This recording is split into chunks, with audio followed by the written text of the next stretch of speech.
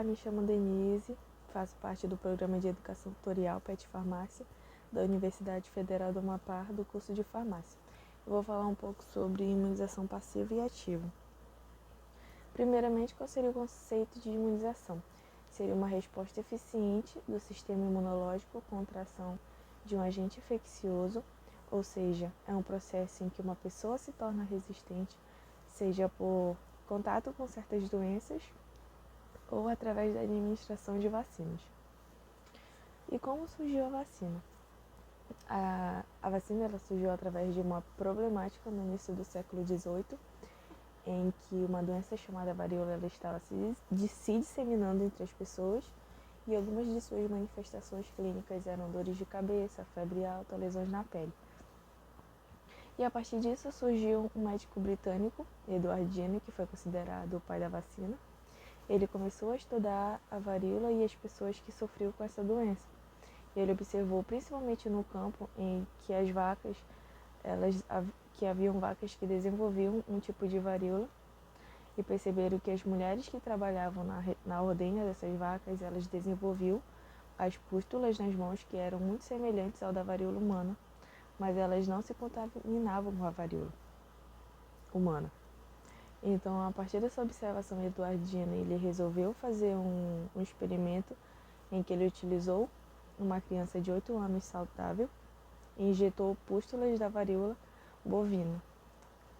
E observou que essa criança ela desenvolveu febre baixa e as pústulas, porém dias depois ela já estava sadia.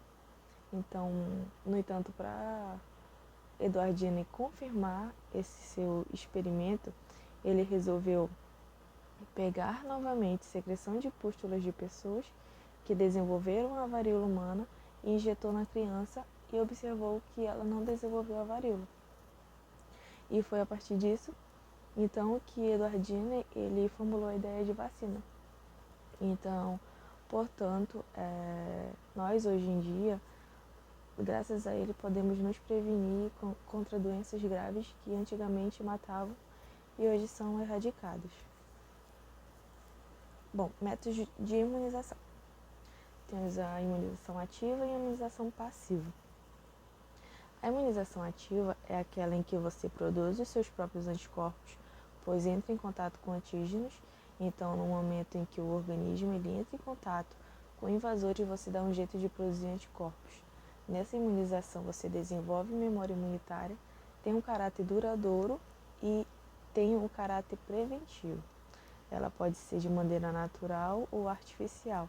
A natural em que consiste em você contrair a doença e suas células de defesa elas vão produzir anticorpos e desenvolver memória imunológica para que você não pegue novamente aquela doença ou, se no caso você se reinfectar, você apresentar a doença de maneira mais branda. E a artificial é através das vacinas. Já a imunização passiva, você não vai produzir os anticorpos de maneira ativa, né? Nesse tipo de imunização você não desenvolve memória imunitária. Ela é de caráter temporário, pois não fica na memória e você não vai saber resgatar quando necessário. Ou seja, se futuramente você tiver uma reinfecção, você vai ter que receber os anticorpos novamente ou produzir por conta própria. Essa imunização, diferentemente da imunização ativa, ela tem um caráter remediativo, ou seja, ela seria como um remédio, uma cura e não como uma prevenção. Pode ser de maneira natural, através da amamentação, você recebe anticorpos da mãe, ou artificial, que é através do soro. E temos os principais tipos de vacinas. Tem as vacinas de vírus inativados, em que contém o vírus inteiro que foram inativados e geralmente por meio de processos químicos ou físicos. Por exemplo, temos a vacina da poliomielite e da hepatite A. Já as vacinas de vírus atenuados são vírus vivos que foram enfraquecidos de alguma forma que não causem doença em pessoas saudáveis. Exemplo, sarampo, a cachumba, a rubéola, a poliomielite e via oral. Vacinas de subunidades. Elas contêm apenas partes específicas do agente causador da doença, como proteínas ou polissacarídeos. A vacina contra a gripe, que contém proteínas do vírus da gripe, e o HPV, que contém proteínas virais do vírus papiloma humano. Já as vacinas de toxoides, elas são toxinas inativadas, que são produzidas por bactérias. Temos exemplo da vacina do tétano e da difteria. Já as vacinas de ácidos nucleicos, que utilizam o material genético como o DNA ou RNA do agente causador da doença. O material genético ele é introduzido nas células do corpo, produzem proteínas virais específicas que desencadeiam uma resposta imunológica. E aqui temos as principais vacinas. Tem a BCG, que é a tuberculose, a poliomielite, a hepatite B, a tríplice bacteriana, que é a difteria, tétano e coqueluche, a tríplice viral, que é o sarampo, cachumba, rubéola, rotavírus, pneumocócica, meningocócica, HPV, influenza, febre amarela, hepatite A, varicela, folia catapora, Covid-19.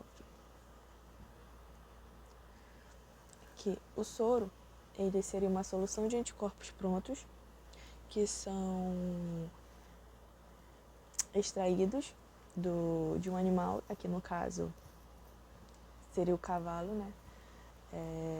O cavalo é injetado antígenos do veneno de cobra. Esse antígeno ele vai desencadear uma resposta imunológica e dias depois o cavalo ele vai começar a produzir anticorpos contra a toxina. E a partir disso é feito a coleta, né, do sangue do animal.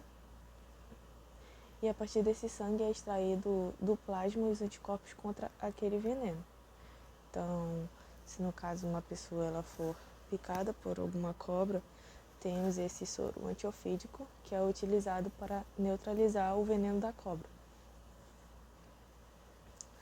Aqui são alguns soros do Instituto Butantan, né? Tem o antibotrópico, que é contra a jararaca, o anticrotárico contra cascavel, antilapídico da cobra coral, antiescorpiônico, escorpião, da aranha, antilonômico, que é da lagarta, que é a taturana, antidifitérico, antitetânico, antibotulínico e antirrábico.